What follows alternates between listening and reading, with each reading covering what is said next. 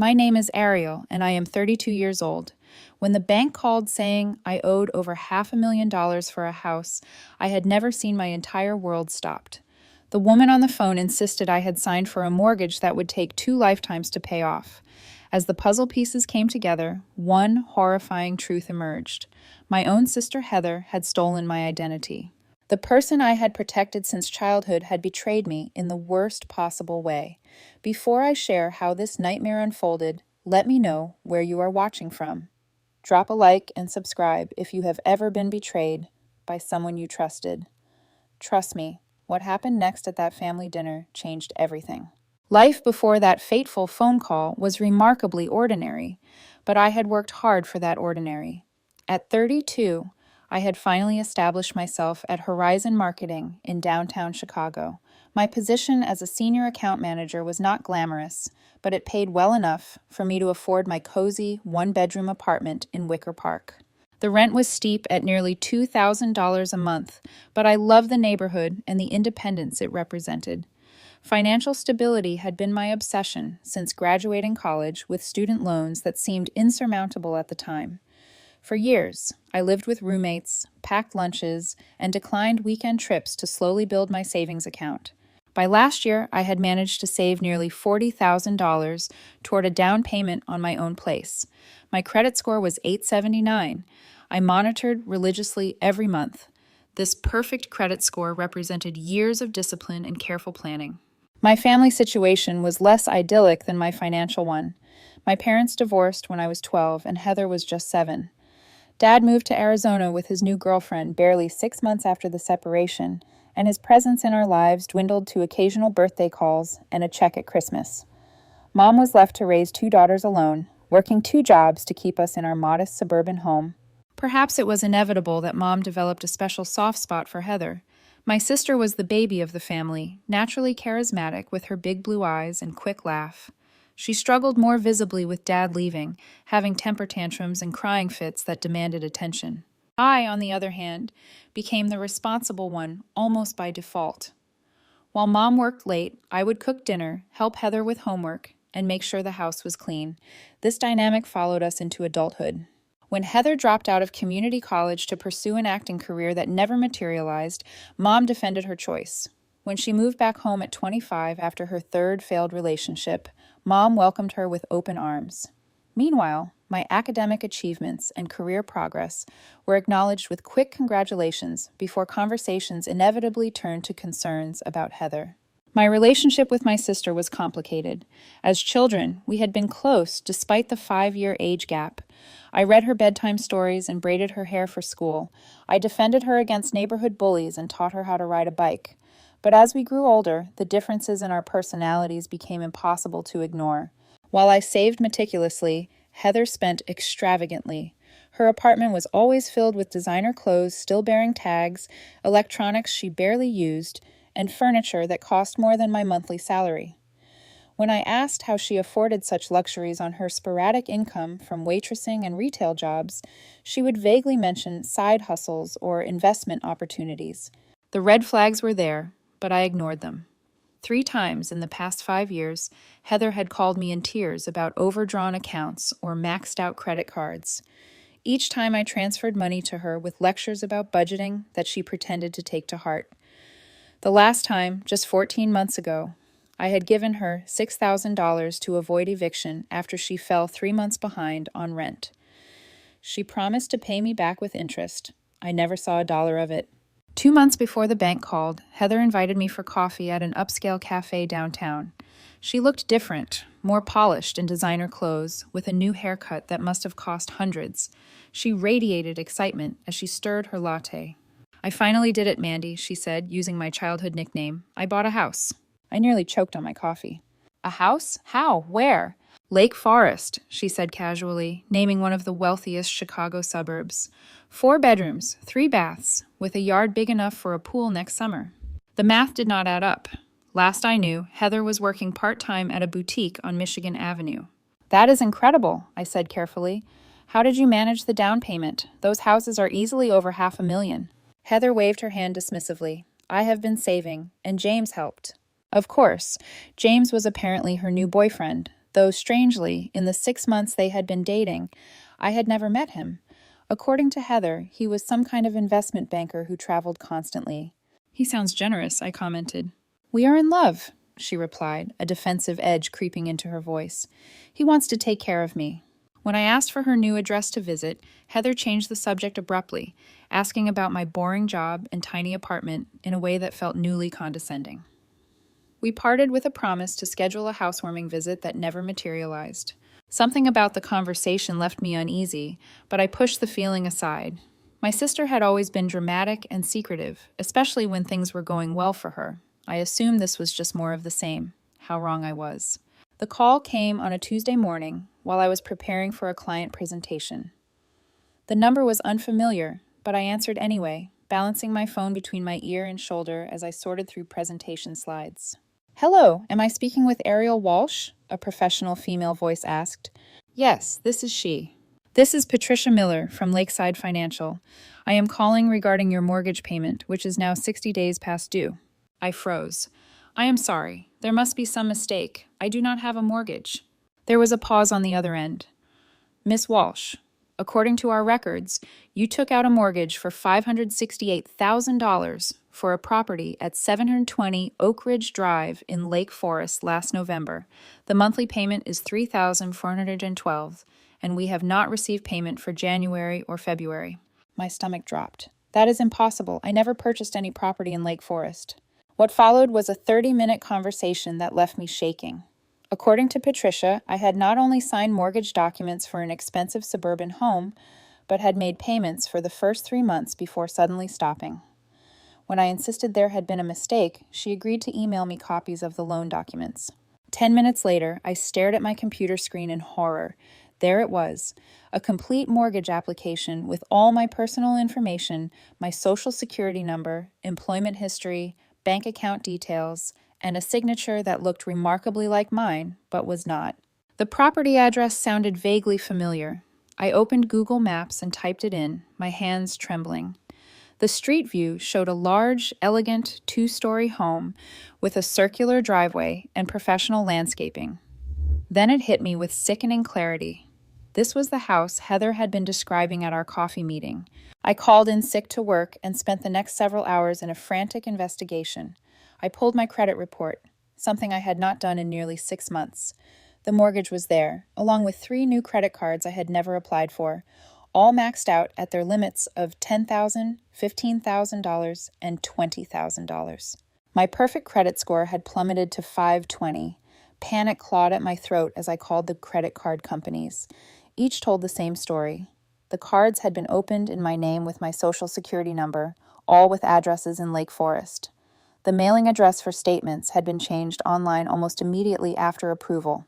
I sat on my couch, surrounded by printouts and notes, trying to process the enormity of what had happened. My own sister had stolen my identity to purchase a house and open credit accounts. She had forged my signature and used my spotless credit history to finance a lifestyle she could not afford. The betrayal was so profound, so calculating, that I could barely breathe thinking about it. The next morning, I met with Diane Lopez, an attorney, specializing in identity theft. Her office was small but neat, with credentials covering one wall and family photos on her desk. I brought all the documentation I had gathered, including the mortgage papers and credit reports. Diane reviewed everything carefully, her expression growing more serious with each page. This is one of the more extensive cases of identity theft I have seen, she said finally. And unfortunately, when the perpetrator is a family member, it complicates things significantly. What are my options? I asked, my voice hollow.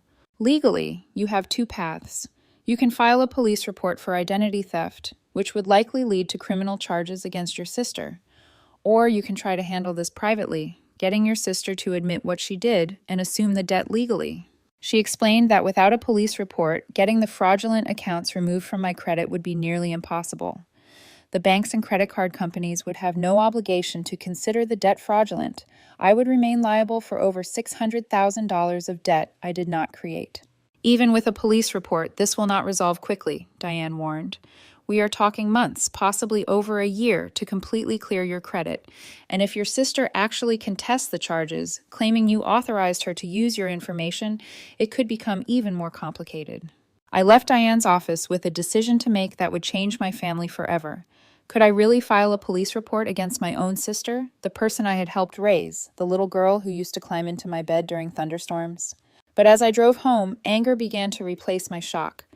Heather had not made a one-time mistake or borrowed my credit card for an emergency.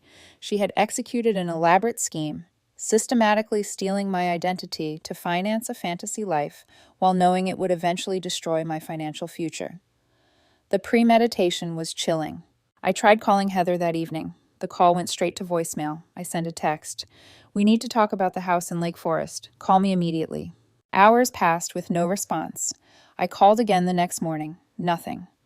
By the third day of silence, my decision was made. I could not protect Heather from the consequences of her actions.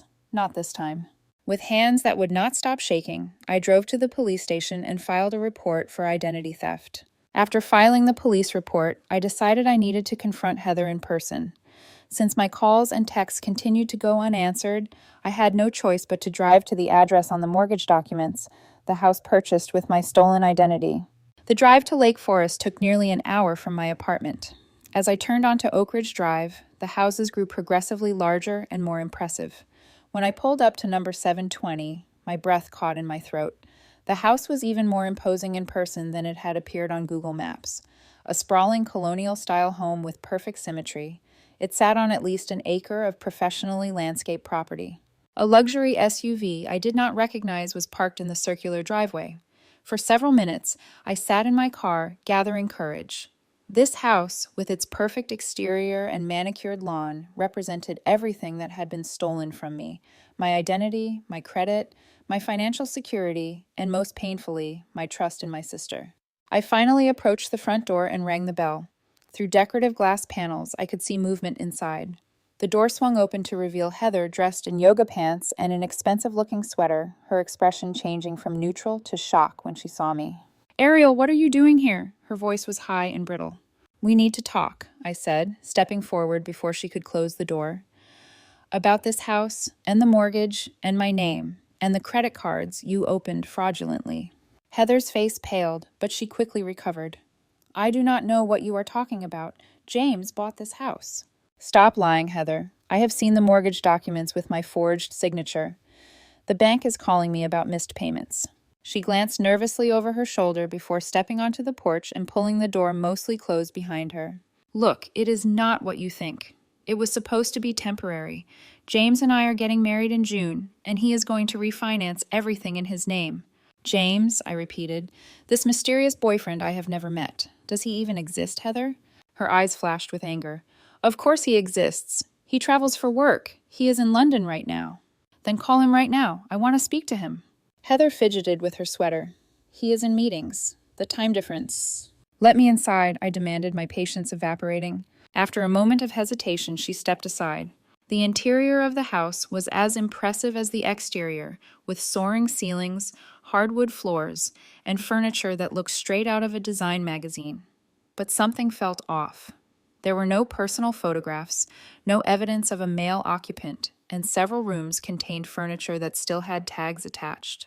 "How could you do this?" I asked, turning to face her in the expansive kitchen with its marble countertops and high-end appliances. "You stole my identity. You committed fraud. Do you understand what you have done to my credit, to my financial future?" "You are being dramatic," Heather scoffed, though her eyes would not meet mine. "Your credit will recover, and it is not like you were using it for anything important." "Not using it? I have been saving for years to buy my own place. A tiny condo somewhere, probably. Meanwhile, this house has already appreciated almost $100,000. She gestured around proudly. "I made a smart investment, with my name and credit, without my knowledge or permission."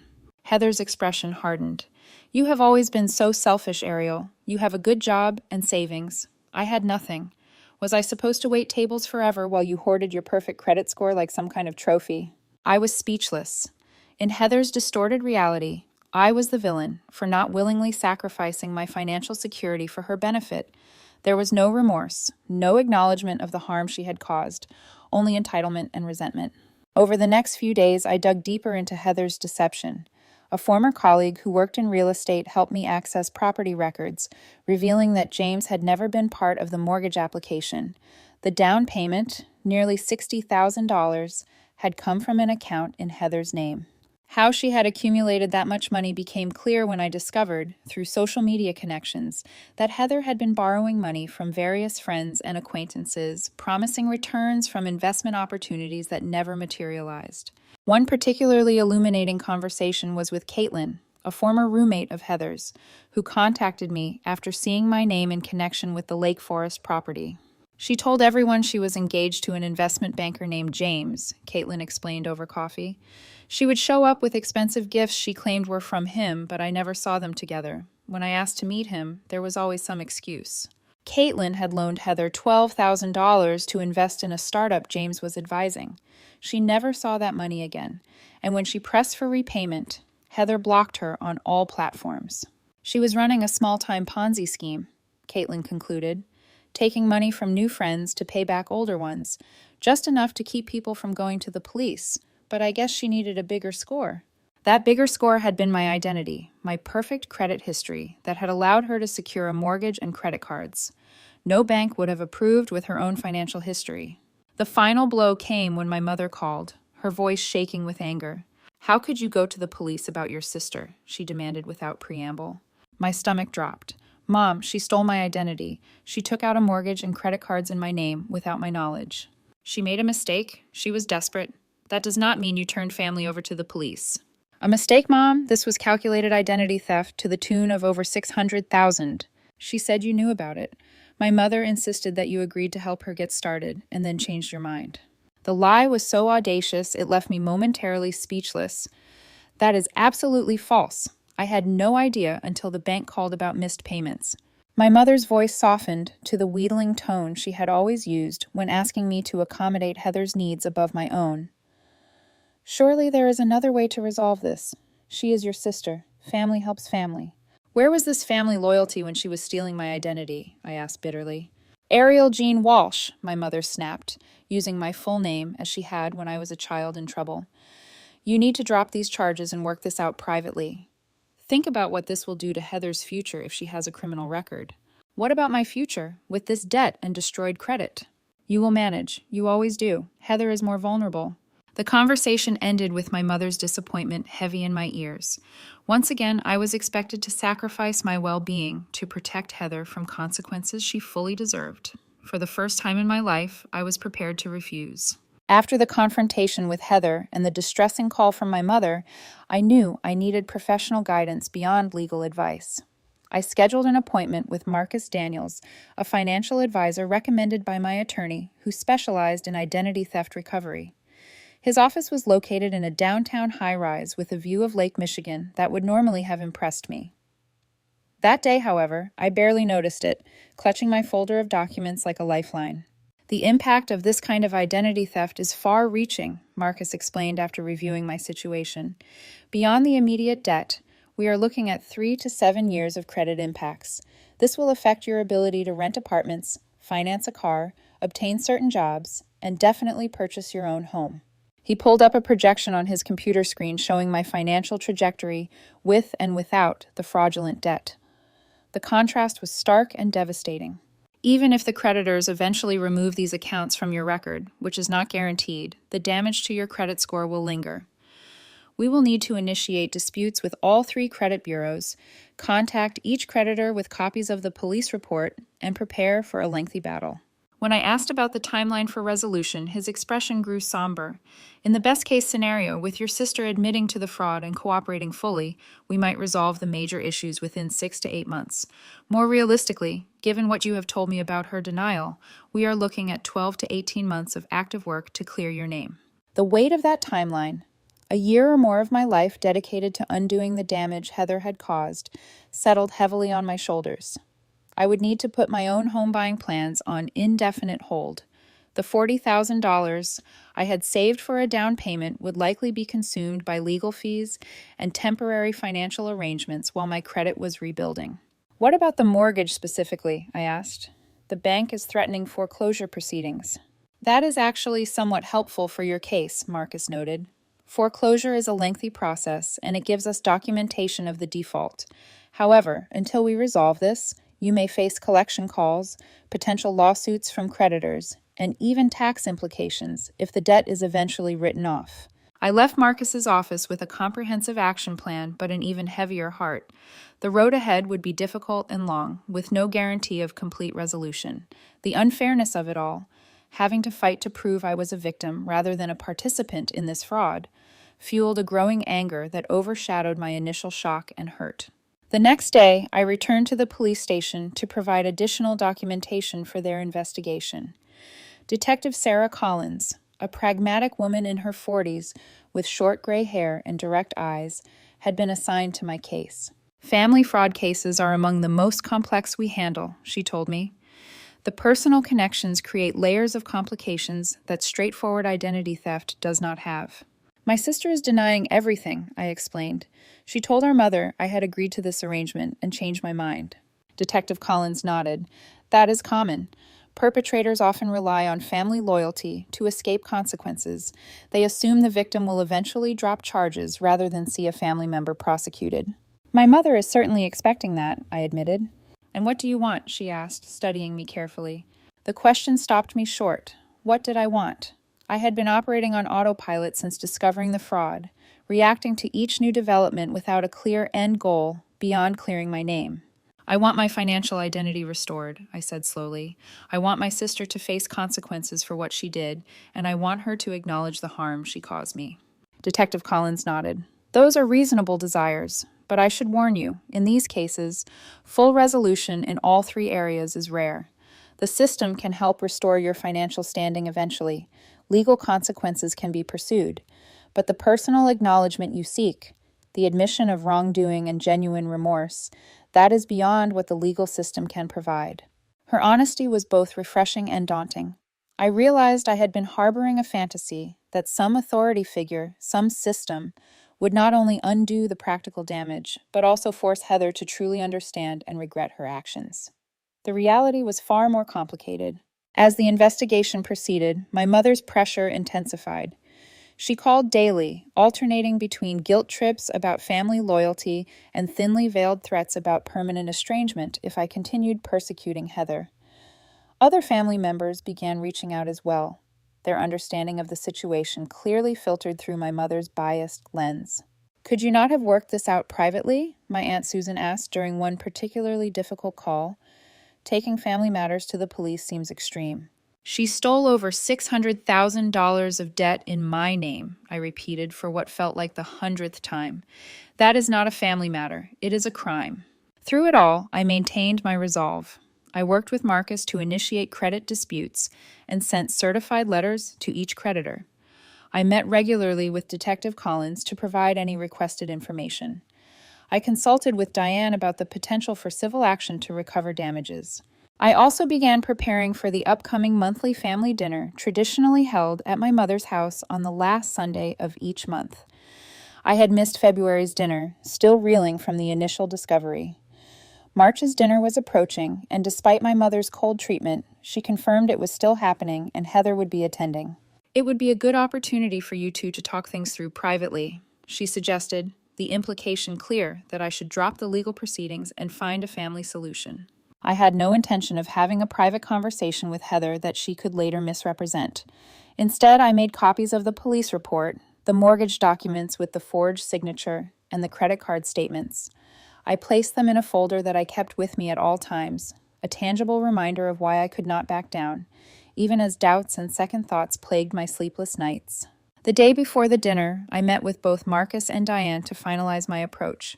We agreed that while public confrontation was not ideal, the family dinner provided an opportunity to address the situation with witnesses present, preventing further misrepresentation of my position. Remember, Diane advised, your goal is not to humiliate Heather, but to establish the truth of what happened and make it clear that you intend to pursue all legal remedies to protect yourself.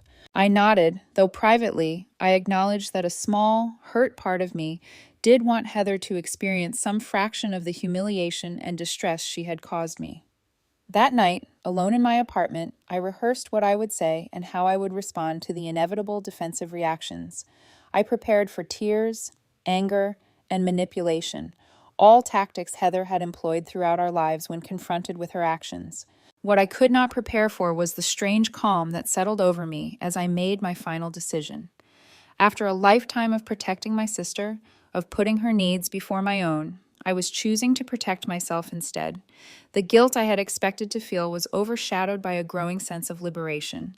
For once, I would not carry the burden of Heather's choices. She would. Sunday arrived with a sense of inevitability. I dressed carefully in a simple blue dress that projected confidence, applied minimal makeup, and styled my hair in a neat bun.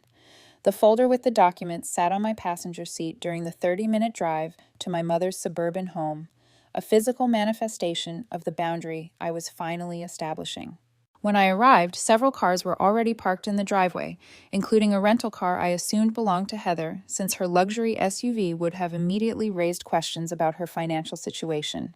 My mother's home was modest but well kept, the same house where Heather and I had grown up. Walking up the familiar path to the front door, I felt a surreal disconnect between the comfort this place had once represented and the confrontation that awaited inside. My mother answered the door with a tight smile that did not reach her eyes. "Ariel, I am glad you came." Her tone suggested the opposite. The living room was filled with familiar faces. My Uncle Robert and Aunt Susan, my mother's sister, my cousin Tyler and his wife Kayla, and my mother's longtime friend Gloria, who had been a fixture at family gatherings since my childhood. They greeted me with varying degrees of warmth, their expressions suggesting they were aware of some tension, but perhaps not the full details. Heather was the last to enter the room, emerging from the kitchen with a platter of appetizers, as if she were the hostess rather than a guest. She wore an expensive-looking dress I recognized from a high-end boutique, her hair and makeup flawless. When she saw me, she barely paused before placing the platter on the coffee table. "Ariel, you made it," she said lightly, as if we had not had a confrontation at her fraudulently obtained house just weeks earlier. "Mom was not sure you would come." "I would not miss it," I replied, maintaining eye contact until she looked away. Dinner was a master class in surface normality, covering churning undercurrents. My mother had prepared her standard Sunday feast: roast chicken, mashed potatoes, green beans with almonds, and her famous dinner rolls. The conversation flowed around safe topics: current events, Tyler and Kayla's plans for a kitchen renovation, Aunt Susan's recent vacation. Throughout the meal, I remained mostly silent, responding when directly addressed, but otherwise observing. Heather, by contrast, was uncharacteristically animated, dominating the conversation with stories about her work, her social life, and vague references to her boyfriend, James, who was traveling for business again. "He is looking at investment properties in Boston," she explained to the table at large. "We are thinking of buying a vacation condo there." I noted how my mother beamed at this declaration, proud of her younger daughter's apparent success. The irony was bitter, knowing that Heather's lifestyle was built on fraud and deception. As dinner progressed, Heather became increasingly bold, perhaps interpreting my silence as submission or defeat. "Ariel, you should let me introduce you to James's friend Michael," she said during a lull in conversation. "He works in finance too. You two would have so much in common, and he has a beautiful condo downtown." The condescension in her tone was unmistakable, positioning herself as the successful sister, magnanimously helping the struggling one. It was the final provocation I needed. I waited until dessert was served, my mother's apple-by-apple pie with vanilla ice cream, a family tradition. As everyone took their first bites, I reached into my purse and withdrew the folder I had prepared.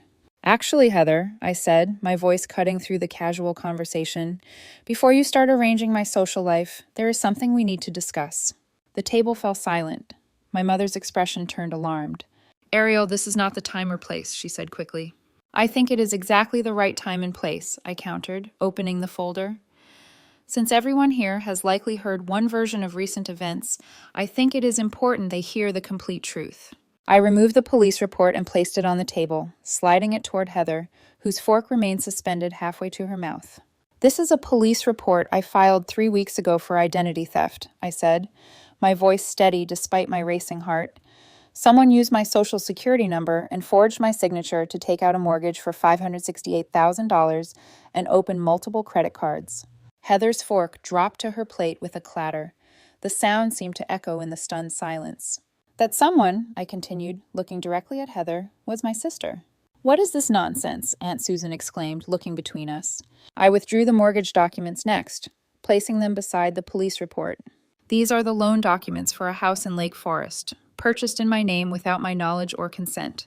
The signature is forged. The house is where Heather is currently living. There has been a misunderstanding, Heather finally spoke, her voice trembling slightly.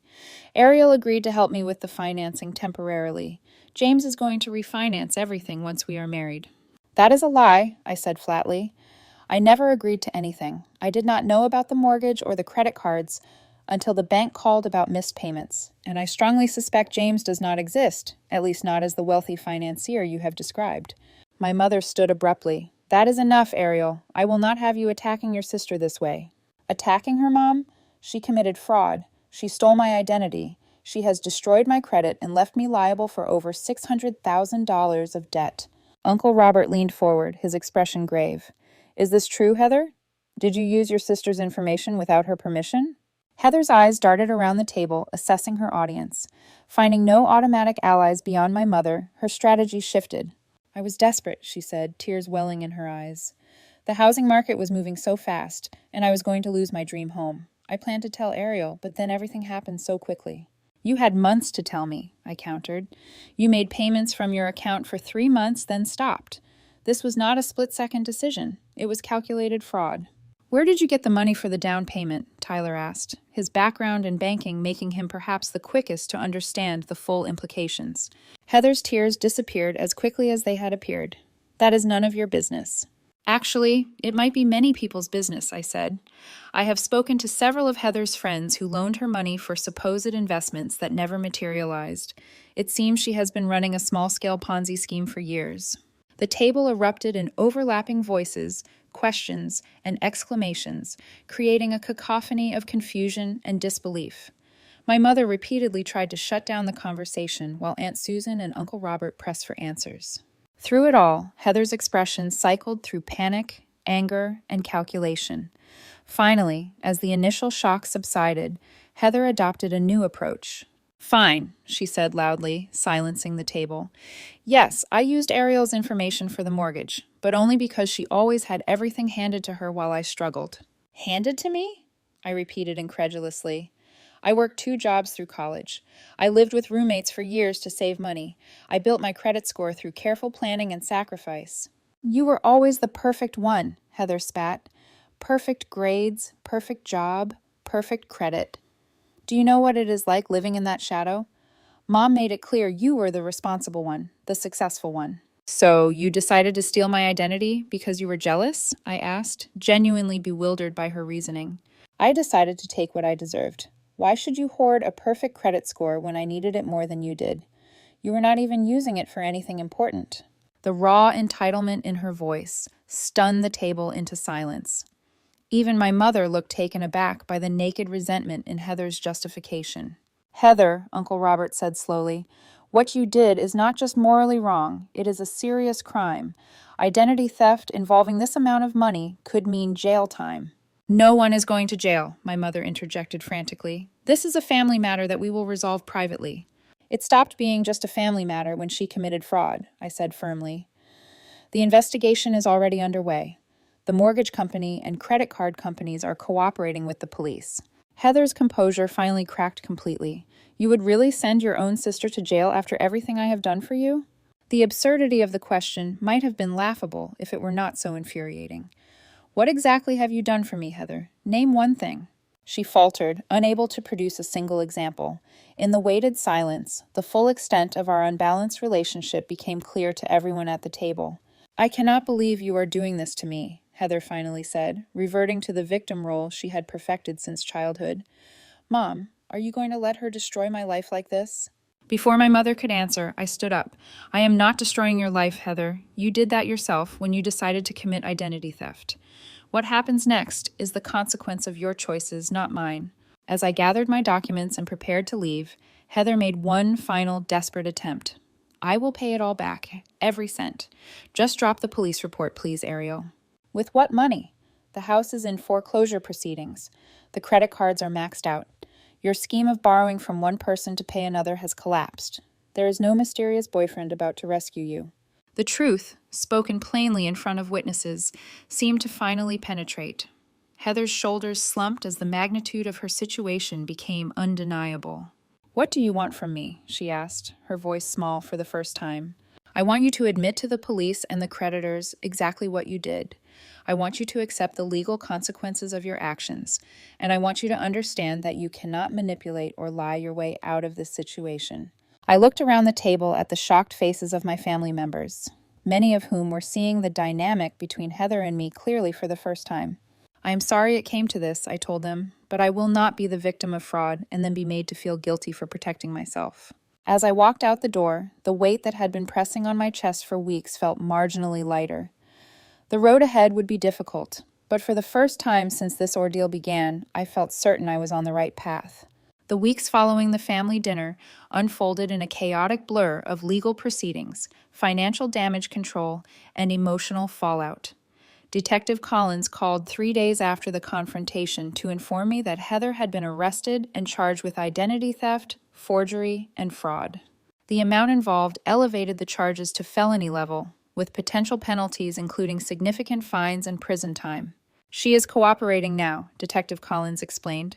"She has provided a full statement, admitting to using your information without permission and forging your signature on the documents." The news brought a complex mixture of relief and sadness. While Heather's confession would significantly streamline the process of clearing my name with creditors, the reality of my sister facing criminal charges was still difficult to process. "What happens next?" I asked. "She will be arraigned next week. Given that this is her first offense and she is cooperating, her attorney will likely negotiate a plea deal. She is currently out on bail." I later learned that my mother had mortgaged her own home to post Heather's $50,000 bail, a fact that was not surprising but still painful. Once again, my mother had committed her resources to rescuing Heather without hesitation. The legal consequences were just the beginning. As Marcus had predicted, resolving the financial aspects of Heather's fraud proved to be a long and arduous process. Even with the police report and Heather's confession, each creditor had its own procedures for fraud claims, requiring multiple submissions of documentation, notarized statements, and endless phone calls. The mortgage company was particularly challenging. While they acknowledged the fraud, the foreclosure process on the Lake Forest house continued with my name still attached to the proceedings. Marcus explained that until the title could be legally cleared, the foreclosure would show in public records associated with my name, further damaging my credit in the short term. "We need to be patient," he reminded me during one particularly frustrating meeting. "The system is not designed for speed or simplicity, but we are making progress." Small victories came incrementally. One credit card company removed the fraudulent account from my record after 8 weeks of persistent effort. Another agreed to freeze the account while investigating, but would not commit to a timeline for resolution. The credit bureaus updated my files to include fraud alerts, providing some protection against future identity theft, but doing little to repair the existing damage. Throughout this period, the family fracture deepened. My mother barely spoke to me, channeling all her energy into supporting Heather through the legal process. She hired an expensive criminal defense attorney and accompanied Heather to every court appearance, presenting a united front that pointedly excluded me. Other family members chose sides as well. Aunt Susan aligned with my mother, sending me a lengthy email about the importance of forgiveness and family unity that conspicuously avoided acknowledging the severity of Heather's actions. Uncle Robert and Cousin Tyler, however, reached out with messages of support, recognizing the difficulty of my position and offering practical help where they could. "You did the right thing," Tyler told me over coffee one afternoon. "What Heather did was not a misunderstanding or a momentary lapse in judgment. It was calculated and sustained deception." His validation was a rare bright spot in an otherwise isolating experience. Most of my social circle, while sympathetic, could not fully comprehend the complex tangle of legal, financial, and familial challenges I was navigating. I found myself withdrawing from social engagements, exhausted by the emotional labor of explaining my situation and fielding well-intentioned but often unhelpful advice. The toll on my daily life was substantial. I took a leave of absence from work when the constant phone calls from creditors and legal consultations made maintaining my regular schedule impossible. My carefully accumulated savings dwindled as I paid for legal representation, credit monitoring services, and basic living expenses during my unpaid leave. Sleep became elusive, with anxiety about my financial future keeping me awake late into the night. Even simple tasks, like checking my mail, became stress-inducing exercises, each envelope potentially containing new complications or demands related to Heather's fraud. 3 months after filing the police report, I realized I needed professional help to manage the emotional impact of the situation. I began seeing Dr. Eleanor Reed, a therapist specializing in family trauma and betrayal. What you are experiencing is a form of grief, Dr. Reed explained during our second session. You have lost trust in a primary relationship, lost financial security, and lost the family dynamic you were accustomed to, problematic as it may have been. She helped me recognize that my responsibility for Heather had been an unhealthy pattern established in childhood and reinforced by my mother's expectations. Learning to separate Heather's choices from my own sense of obligation became a central focus of our work together. You did not cause this situation, Dr. Reed reminded me. You cannot control how Heather or your mother respond to it. The only element you can control is your own response and the boundaries you establish moving forward. Those boundaries were tested 6 months into the legal proceedings when Heather's attorney negotiated a plea deal.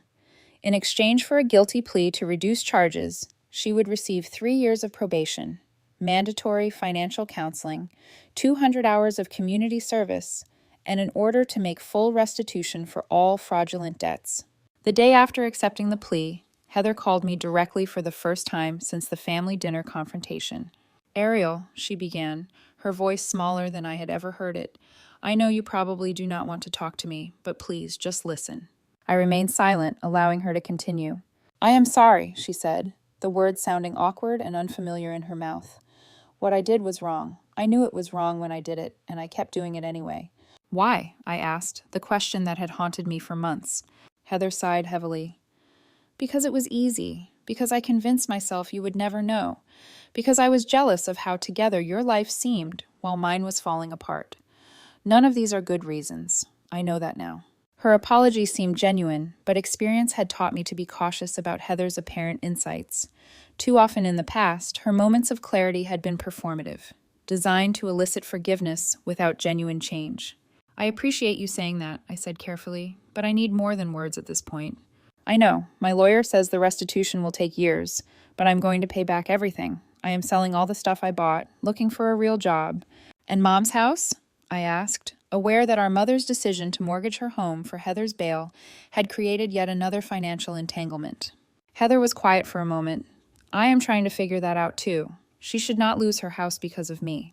The conversation ended without resolution or reconciliation, but it represented a small step toward acknowledgement of reality, a quality that had been notably absent in our interactions throughout adulthood. As the 1-year mark of the initial discovery approached, I had managed to clear about 60% of the fraudulent debt from my credit report. The foreclosure on the Lake Forest house had been completed, with the legal documentation properly noting the fraud. 2 of the 3 credit cards had been fully resolved, with the third still in dispute. My credit score had recovered partially, though it remained well below its previous level. The financial experts estimated another 6 to 12 months before my credit would be fully restored. The emotional restoration would take longer, with family relationships fundamentally altered by the experience. My mother and I maintained minimal contact, our conversations strained and superficial. She continued to support Heather, helping her find an apartment and a job after she was forced to leave the foreclosed house. While she no longer openly blamed me for Heather's legal troubles, her resentment remained palpable in every interaction. I had returned to work and was slowly rebuilding my savings. Though my home buying plans remained on indefinite hold, the experience had changed my financial perspective, making me more cautious but also more determined to reclaim the security that had been stolen from me. Dr. Reed helped me recognize that while the practical consequences of Heather's actions would eventually resolve, the breach of trust was something I might never fully recover from. Learning to accept this permanent change, to move forward without the expectation of complete restoration, became the focus of my personal growth. "Forgiveness does not mean forgetting or pretending the harm never occurred," she explained. "It means releasing yourself from the burden of anger and resentment while maintaining appropriate boundaries to prevent future harm." Finding that balance between self-protection and emotional freedom would be my challenge in the months and years ahead. The road to recovery, both financial and emotional, stretched before me, long but no longer insurmountable. 1 year and 3 months after that life-altering phone call from the bank, I stood in the small office of Marcus Daniels, my financial advisor, as he delivered news I had been waiting for. "Congratulations, Ariel," he said, sliding a document across his desk. "The last fraudulent account has been removed from your credit report. Your score is not quite back to where it was, but at 740, you are firmly back in the excellent range." I stared at the report, emotions welling up unexpectedly. The number represented more than just a credit score. It symbolized the reclamation of my identity and financial future after a long and painful struggle. "Thank you," I said, my voice thick, "for everything." Marcus smiled, understanding the weight of the moment. "You did the hard work. You persisted when many would have given up." Walking out of his office into the bright spring sunshine, I felt lighter than I had in months. The practical aspects of Heather's fraud had been resolved, though the emotional aftermath continued to shape my daily life in subtle and not so subtle ways. My relationship with my family had settled into a new normal, different from before, but gradually finding stability. My mother and I spoke monthly, our conversations careful and limited to safe topics. The close relationship we had once shared seemed unlikely to fully return, but the raw anger had softened into a resigned acceptance on both sides. Aunt Susan had slowly come to recognize the validity of my position, especially after Heather admitted her actions in court. Uncle Robert and Tyler remained steadfast supporters, checking in regularly and including me in family events even when my mother and Heather were present. As for Heather, our relationship had been fundamentally altered. The blind trust and automatic forgiveness I had extended throughout our lives had been replaced by cautious, limited interaction. She was 9 months into her probation, working at an entry-level position in retail and living in a modest apartment partially subsidized by our mother. True to her word, she had begun making small restitution payments, though at the current rate it would take decades to repay the full amount. The practical reality was that I would likely never recoup much of the financial loss, a fact I had come to accept. More significant than the money was Heather's gradual but noticeable change in behavior. The grandiose claims and constant manipulation had given way to a more subdued demeanor. Whether this represented genuine growth or simply the constraints of her legal situation remained uncertain, but it was a change nonetheless. My own life had undergone significant transformation as well.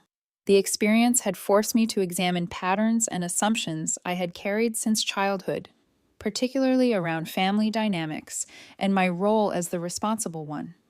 With Dr. Reed's guidance, I had begun establishing healthier boundaries, not just with my family, but in all relationships.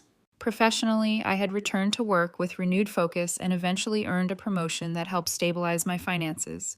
My savings account was slowly growing again, though my approach to financial security had evolved.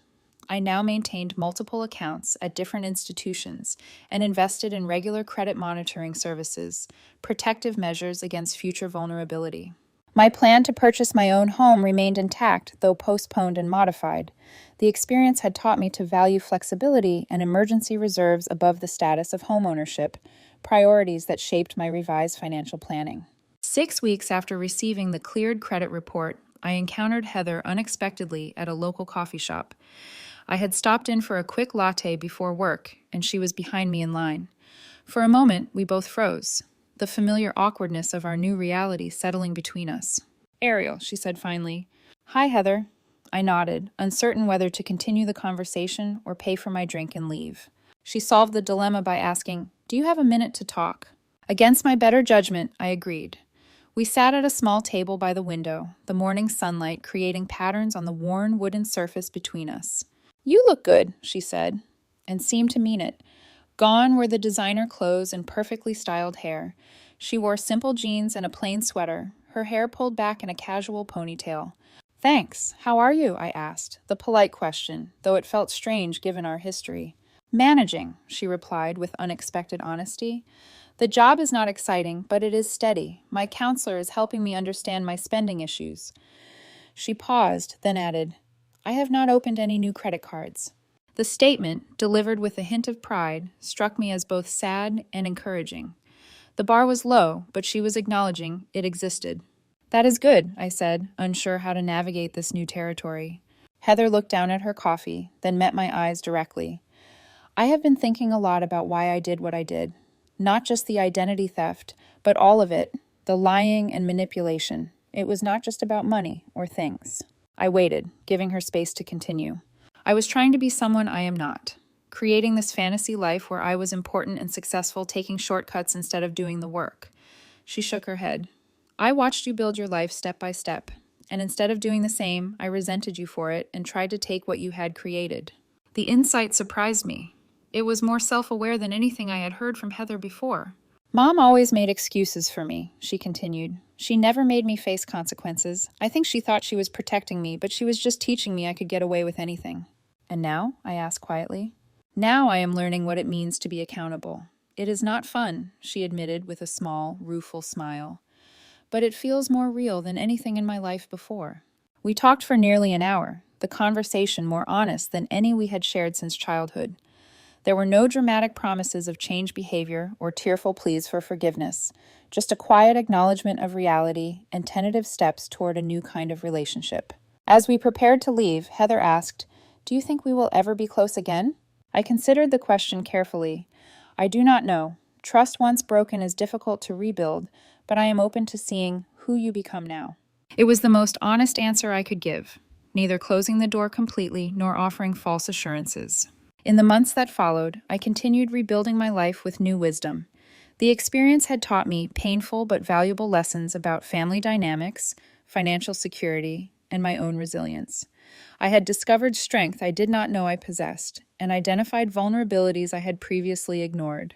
Most importantly, I had learned that family love does not require blind acceptance of harmful behavior, that establishing boundaries is not selfishness, but self-preservation, that sometimes the most caring action towards someone is allowing them to face the consequences of their choices. The road ahead would not be perfect or painless. Heather's restitution payments would likely remain inconsistent. Family gatherings would continue to carry an undercurrent of tension. The complete restoration of my financial position would take years rather than months. But I had emerged from the experience with a clearer understanding of myself and a stronger foundation for the future. The betrayal that had once seemed devastating had become, unexpectedly, an opportunity for growth and authenticity. As I look back on this journey, I wonder how many of you have experienced betrayal by someone you trusted and loved. Have you ever had to make the difficult choice between family loyalty and self-protection? I would love to hear your stories in the comments below. If this story resonated with you, please like and subscribe to hear more personal journeys of resilience and growth. Share this video with someone who might need to hear that establishing boundaries with family is not only okay, but sometimes necessary for healing. Thank you for listening, and remember, protecting yourself is not selfish, it is essential.